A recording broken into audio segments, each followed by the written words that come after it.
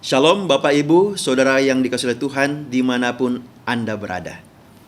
Kembali lagi kita bertemu dalam siaran pelajaran Sekolah Sabat sepanjang minggu yang sudah lewat yang akan kita rangkumkan pada hari ini. Pemirsa yang dikasihi oleh Tuhan, pelajaran Sekolah Sabat ini kami siarkan dari studio Voice of Seven, Jalan Tanjung Anom nomor 7, Conference Jawa Kawasan Timur di Surabaya. Dan inilah kerjasama Departemen Sekolah Sabat dan Departemen Komunikasi Conference Jawa Kawasan Timur. Bagi Bapak Ibu Saudara yang dikasihi oleh Tuhan yang membutuhkan doa, pelayanan, atau ada pertanyaan, Bapak Ibu Saudara boleh mengirimkan, melihat ada nomor yang tertera di layar. Baik, saya Pendeta Roy Kemaringka sebagai moderator pada hari ini. Bersama-sama dengan kita ada dua hamba Tuhan yang akan menjadi narasumber. Mereka adalah mahasiswa kependetaan tingkat akhir Universitas Advent Surya Nusantara, Pematang Siantar, Sumatera Utara. Dan sekarang ini mereka sedang praktek di Surabaya. Saya akan sapa mereka. Yang pertama adalah PhD Chandro Sitorus. Shalom pemirsa yang ada di rumah, Tuhan memberkati kita semua. Kemudian yang kedua adalah PhD Yoyon Hasibuan. Shalom. Shalom, selamat belajar. Ya, ini mereka disebut PhD yang kepanjangannya adalah Pendeta Hari Depan. Oke, pelajaran Sekolah Sabat yang akan kita rangkum pada hari ini adalah pelajaran Sekolah Sabat Triwulan Baru. Jadi kita punya buku yang baru untuk 1 triwulan ke depan atau 3 bulan ke depan dengan judul besar adalah Keluaran. Dan pada saat ini kita akan membahas pelajaran yang pertama dengan judul Penindasan, Latar Belakang dan Kelahiran Musa. Tapi sebelumnya kita akan berdoa dulu. Kami minta PhD Yoyon untuk doa buka. Oke, kita sama-sama berdoa, baik juga pemirsa dimanapun berada. Kita berdoa. Bapa kami di surga, kembali Tuhan kami datang ke hadapan-Mu memuji muliakan nama-Mu yang besar. Terima kasih untuk waktu dan kesempatan Tuhan boleh berikan kepada kami. Sebentar Tuhan, kami akan belajar daripada firman-Mu. Biarlah Roh Kudus Tuhan boleh hadir di tengah-tengah kami. Berikan roh pengertian, berikan hikmat, supaya kami boleh mengerti dan kami boleh hidupkan pelajaran-Mu. Dan kami boleh menjadi orang-orang yang takut akan Tuhan dan memuliakan nama-Mu. Tuhan di sorga, biarlah pelajaran ini boleh menjadi penuntun bagi hidup kami dan juga teman-teman kami dimanapun berada. Berkati seluruh teman-teman kami di dalam kesehatan, di dalam pekerjaan, dan dalam setiap aktivitas, supaya itu menjadi kepujian bagi nama Tuhan. Terima kasih untuk berkat dan kuasa Tuhan. Ampuni dosa kami seperti kami mengampuni orang yang bersalah kepada kami. Inilah doa kami. Di dalam nama Tuhan Yesus kami berdoa.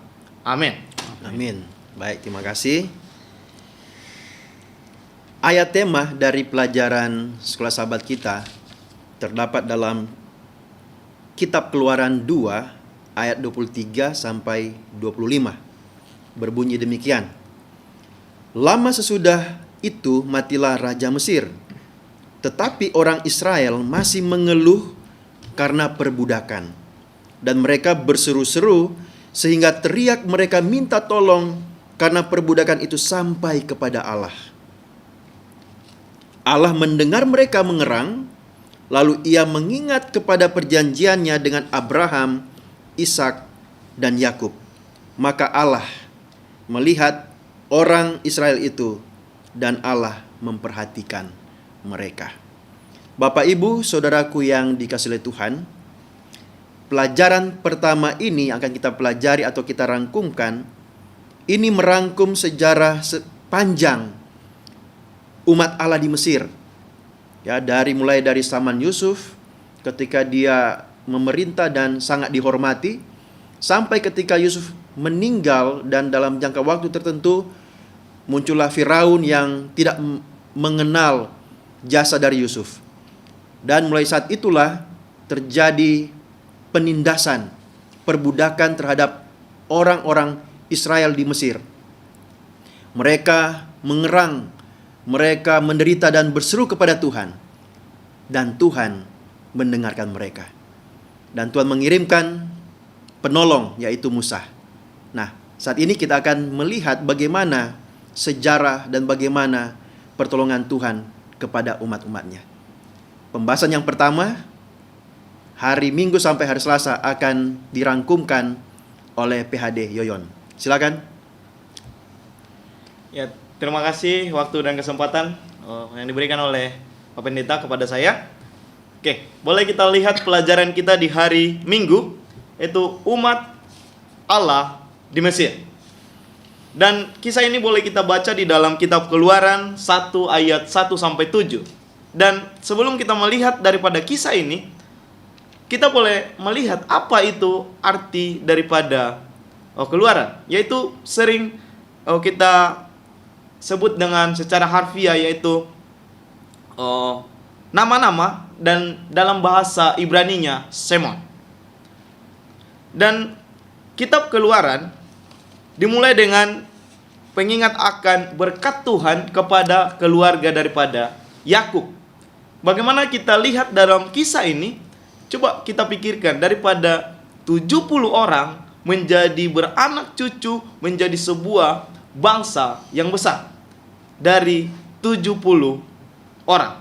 Dan menariknya lagi, biarpun di bawah tekanan, ada halangan supaya bangsa ini tidak berkembang, tapi Tuhan melakukan suatu tindakan yang cukup besar supaya bangsa Israel di Mesir boleh tetap bertumbuh. Dan kitab Keluaran dimulai dengan perbudakan bahwa mereka para penguasa pada saat itu. Dan menariknya lagi, mereka ditekan bahwa supaya keturunan mereka dibinasakan.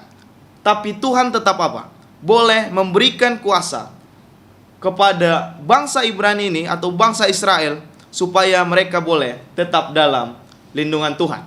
Dan biarpun demikian, kalau kita lihat di dalam Keluaran pasal yang ke-40, apa dikatakan sana? Bahwa Tuhan tetap memberkati akan bangsa ini.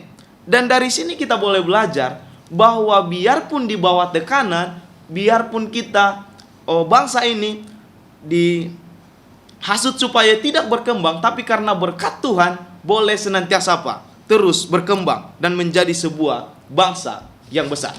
Nah, kita lanjutkan dari kisah ini. Kita akan melihat daripada latar belakang sejarahnya, bahwa kitab Keluaran, atau ketika keluarga Yakub keluar daripada suatu kelaparan, mereka pergi ke Mesir untuk boleh mendapatkan makanan di dalam Kejadian pasal yang ke-46. Dan di situ respon daripada Raja Mesir itu cukup baik ya. Bahkan boleh memberikan suatu kedudukan kepada Yusuf. Dan bahkan melantik daripada Yusuf menjadi seorang penguasa atas Mesir. Dia diberikan cincin sebagai tanda penguasa, diberikan kalung dari emas, supaya penghormatan daripada Yusuf ini boleh disaksikan oleh banyak orang pada saat itu. Dan Firaun menjadi yang memberikan akan kuasa tersebut. Nah, tapi sebelum Yusuf boleh demikian, bahwa dia juga sudah mengalami awal yang sulit. Dan itu bisa kita lihat di dalam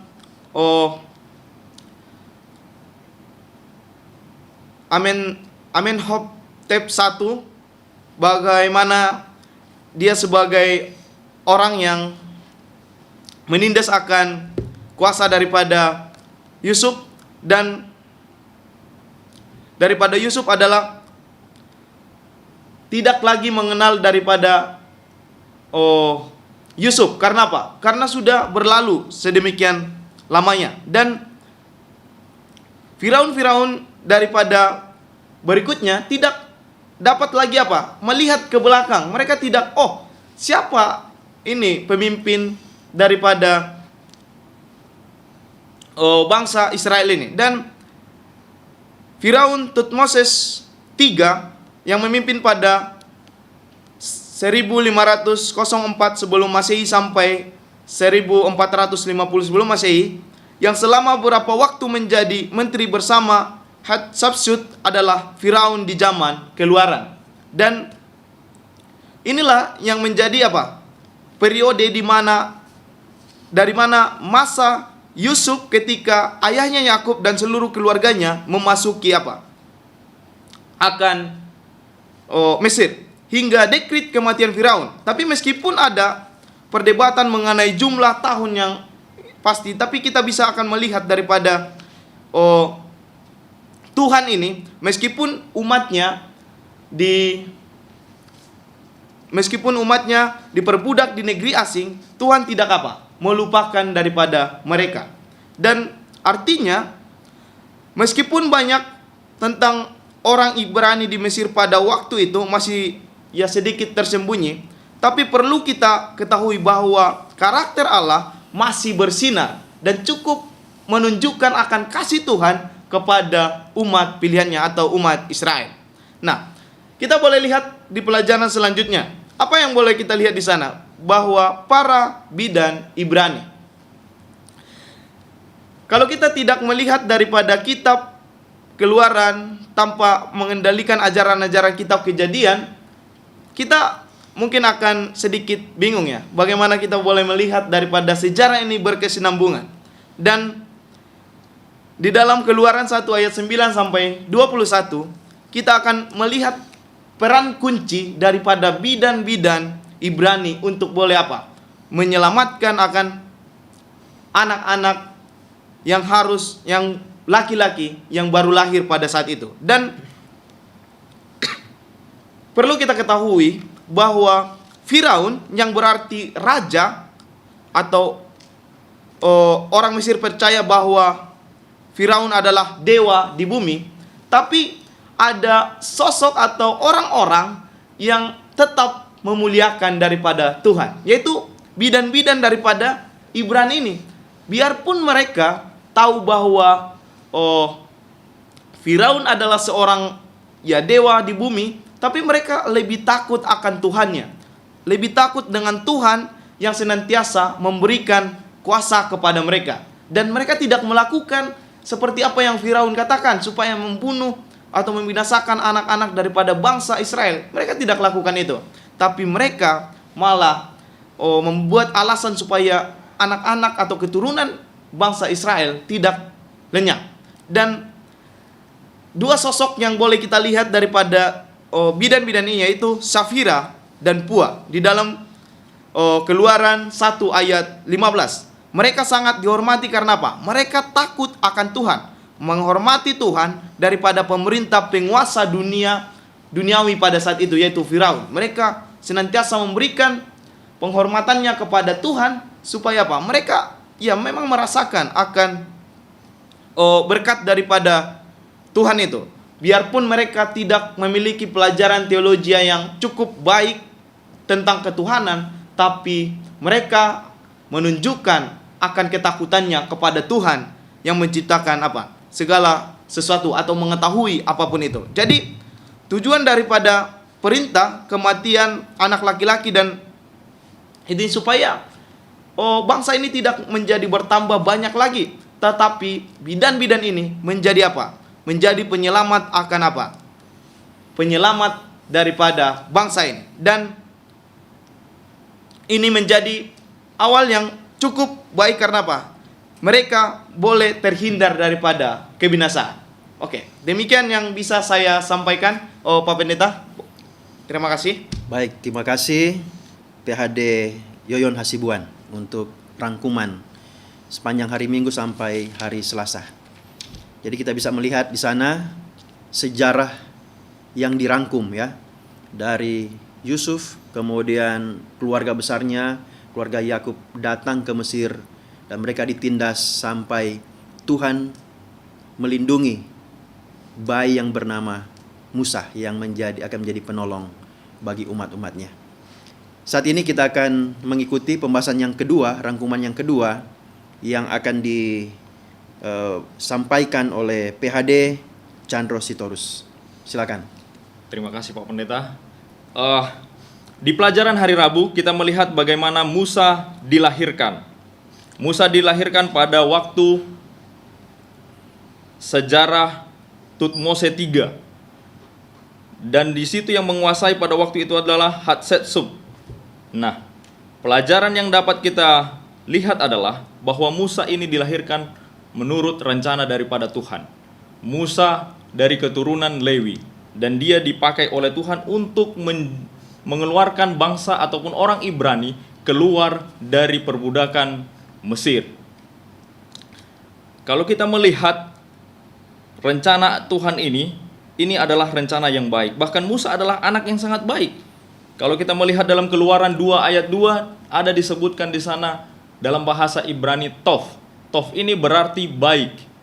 Bahkan kalau kita melihat juga dalam penciptaan, dalam Kejadian 1 ayat 4, ayat 10, ayat 31, di sana menyebutkan Tuhan menciptakan ciptaannya sungguh amat baik. Musa adalah anak yang sangat baik dan Tuhan akan pakai dia menjadi seseorang yang dapat mengeluarkan orang Ibrani keluar dari Mesir. Dan dia mendapatkan pendidikan yang sangat baik di Mesir, pendidikan terbaik. Untuk apa dia mendapatkan pendidikan terbaik ini? Dia akan menjadi Firaun nantinya di Mesir. Kalau kita melihat pelajaran hari Kamis, ada satu perubahan yang terjadi. Kenapa perubahan ini bisa terjadi? Musa melakukan sesuatu hal yang sangat tidak baik. Kenapa dia membunuh orang Mesir? Karena orang Mesir memukul orang Ibrani. Dia sangat marah dan dia emosi. Akhirnya dia membunuh orang Mesir tersebut. Raja sangat marah. Ketika Raja Firaun marah dan dia berusaha untuk membunuh Musa. Musa melarikan diri ke tanah Arab. Dalam buku Ellen G. White, Alpha dan Omega jilid 1 halaman 290 disebutkan di sana bahwa Musa melarikan diri ke tanah Arab. Ini perubahan rencana yang terjadi yang dilakukan oleh Musa. Tindakan yang dilakukan oleh Musa merubah rencana tersebut. Ada 120 tahun selama hidupnya di dunia ini dalam Ulangan 34 ayat 7. Ini terbagi menjadi 3. Yang pertama adalah dia hidup di Mesir selama 40 tahun. 40 tahun selanjutnya dia hidup di rumah Yitro atau mertuanya di wilayah Midian. Kemudian yang selanjutnya dia hidup di padang gurun untuk menulis 5 kitab Musa, Kejadian, Keluaran, Imamat, Bilangan, dan Ulangan. Nah, apakah rencana Tuhan Musa membunuh orang Mesir? Ini menjadi satu pertanyaan. Tuhan tidak merencanakan Musa untuk membunuh orang Mesir. Tetapi ini sudah terjadi menjadi pilihan daripada Musa. Tapi yang sangat menarik dan sangat luar biasa adalah Tuhan gunakan kesulitan ini menjadi suatu berkat, di mana Musa bisa Tuhan pakai untuk dapat mengeluarkan orang Ibrani keluar dari Mesir, dari perbudakan Mesir.